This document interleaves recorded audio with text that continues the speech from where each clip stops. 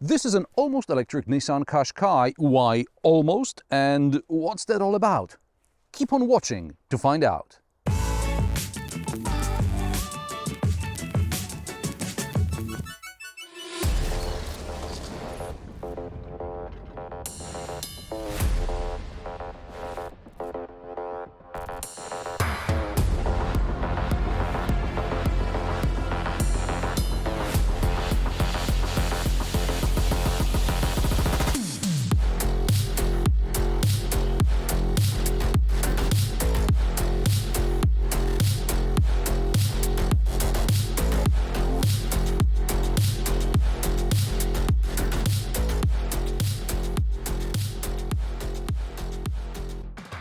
In 2021, Nissan launched the third generation of the Qashqai compact crossover with just one 1.3-liter engine in two power variants, with front-wheel drive or all-wheel drive. At launch, Nissan also announced the ePower variant would soon join the range. The ePower is neither a full hybrid nor a full EV, but a combination of the two technologies.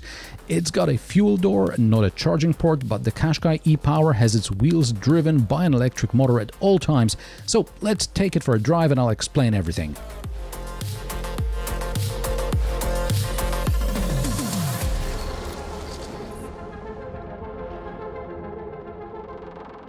By the way, in this episode I will focus on the ePower technology, not on the Qashqai itself. You can find more about the interior and the practical aspects of the Qashqai in my review, which I link to on the screen and in the video description. More and more new cars are, if not yet fully electrified in some way. Now, the simplest solution is the so-called mild hybrid or MHEV. For example, the Qashqai with a 1.3-liter gasoline engine is a mild hybrid. This technology reduces fuel consumption and assists the engine during acceleration. Models with the X-tronic continuously variable transmission can even coast with the engine completely off. Then we have the classic or full hybrid HEV. This is a technology popularized by Toyota. Here, the electric motor not only aids the combustion engine but also sometimes replaces it. A variation of this is offered, for example, by Honda, where the internal combustion engine, depending on the situation, can power the generator that charges the battery that powers the electric motor, which drives the wheels, or in certain situations, the engine drives the wheels directly because this is what Honda engineers believe is optimal. An evolution are the plug-in hybrids or PHEVs, where a larger traction battery charged from an electric outlet drives the electric motor, and when the energy in the large traction battery is depleted, the car operates like one of the full hybrids I described earlier.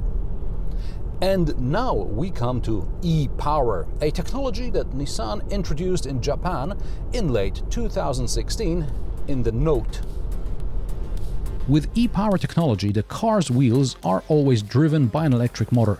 The electric motor is powered by electricity from a traction battery. Between the motor and the battery is an inverter that converts the current from DC in the battery into AC for the motor, but when coasting or braking, the electric motor recharges the battery with recovered kinetic energy. So far it sounds like an electric car, but the traction battery has only 2.1 kilowatt-hours capacity. That's about 60% more than in Toyota's hybrids, but still not much compared to EVs, which have batteries with capacities dozen times that. Nissan recharges the traction battery using an internal combustion engine. It's a 1.5-liter 3-cylinder unit that acts as a generator. When the energy level in the traction battery drops below a certain level, the internal combustion engine kicks in and starts generating energy, which is either transferred to the battery or directly to the electric motor. As a result, the Qashqai ePower should behave like an EV, minus the extra sound of the engine.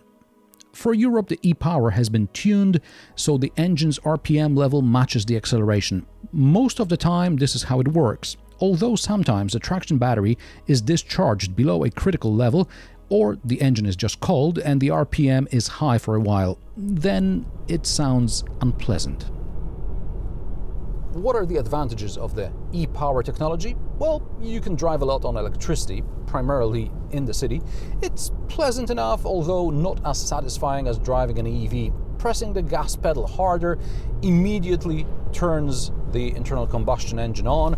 Theoretically, there is an EV mode, but it's for emergency short-time use. An interesting feature is the e-pedal function, which is Nissan's speak for one-pedal driving. Letting off the accelerator triggers recuperative braking, so except for sudden maneuvers, you can drive around the city without touching the brake pedal. However, you have to deliberately activate the e-pedal yourself every time when you turn on the car. I did not find a setting to leave the e-pedal in the same mode it was last used. So, it's all interesting, innovative, but is it at least economical? Not particularly. Nissan promises less than 5.5 liters per 100 kilometers combined, which is more than the Toyota Corolla Cross and similar to the Toyota CHR, but realistically, I couldn't go below 6 liters in the city, and on the expressway it was much worse. Right now I'm doing about 7 combined and it just won't go down. Instead of the promised 7.9 seconds, my time from 0 to 100 km per hour was half a second worse in both sport and normal modes. That's still significantly better than the regular Qashqai, but like the regular Qashqai, the poor damping is also noticeable here on larger bumps, and when I pass other cars, it's apparent soundproofing could be improved.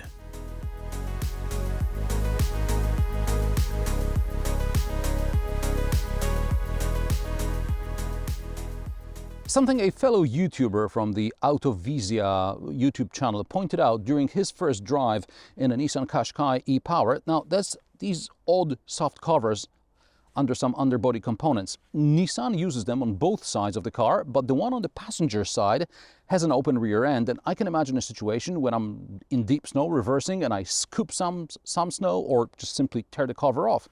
I asked Nissan about it, and the official answer is: this cover has 3 functions: aerodynamic, protective and sound absorbing. The technology has been tested, hence we assume that it is effective. Regardless of the cover, the Qashqai has one of the best in class values in terms of ground clearance. Now, as far as I'm concerned, 175 millimeters is absolutely average in this segment. By the way, I took a look at the stock footage of the regular Qashqai, and it seems like this cover is not, as my colleague assumed, related to the ePower drivetrain, but simply comes on every Qashqai. Now, I didn't have a new Qashqai on hand to verify it. If you have this car, take a look underneath, around the rear right wheel, and let me know what's it like on your car. By the way, the Qashqai ePower means front-wheel drive, so I won't be doing my diagonal approach test today. The all-wheel drive ePower is called eForce with a 4, and it's found in the X-Trail and the Aria. The latter has a full electric drive, and I find the naming scheme a bit confusing. The cockpit is almost the same.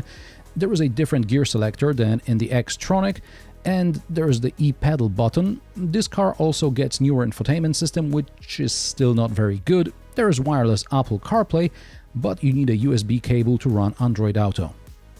The ePower drivetrain does not affect space in the rear. In the boot, there is a plastic cover under the double floor. Probably under it is access to the traction battery. Nissan Qashqai prices start at €28,640 for a front-wheel drive manual mild hybrid petrol. The cheapest all-wheel drive X-Tronic costs €36,480. The 190 horsepower ePower variant starts at €41,360 in the mid and Connecta trim. The test car is a Tekna Plus with 2-tone Fuji Sunset Red paint, which costs €850. The total price for this car is €48,920. An interesting technology, but neither cheap nor particularly economical. That's a pity. In my opinion, you'd be better off with a regular Qashqai. And what do you think about the Nissan Qashqai ePower? Let me know in the comment section below. If you like my sarcastic, down-to-earth and possibly mildly amusing car reviews, join me every Friday at 3 p.m. Central European Time, and don't forget to subscribe and like this video as it helps me with the YouTube algorithm. Thanks for watching, and I will see you in the next one.